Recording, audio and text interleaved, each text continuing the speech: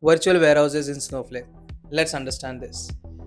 Virtual warehouses in Snowflake is nothing but a compute engine that helps you to run your SQL queries, process your data, and in the end gets the result of your SQL query. When you run your SQL queries within the Snowflake, the data is pulled from the persisted storage into the memory of the warehouses. It processes it and gives back the result sets. Users don't have to worry about setting up or configuring these clusters or the warehouses into the Snowflake.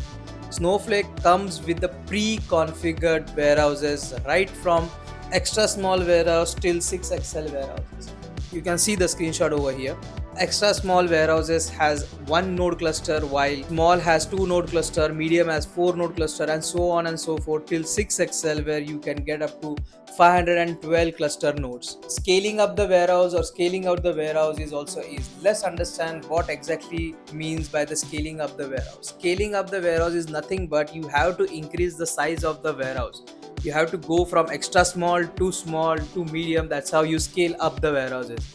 Scaling out the warehouse is nothing but adding more clusters of similar size. Like if you want to have a if you want to scale out a medium size warehouses, then you have to add in more number of clusters over there, and that's where the option max cluster count and means cluster count comes into the picture for scaling out the warehouses.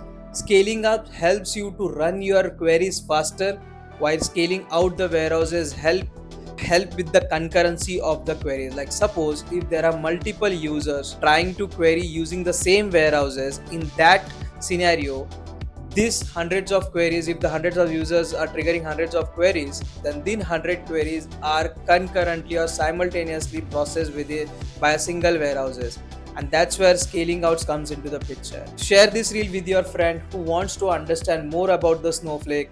Follow for more such content, and thank you.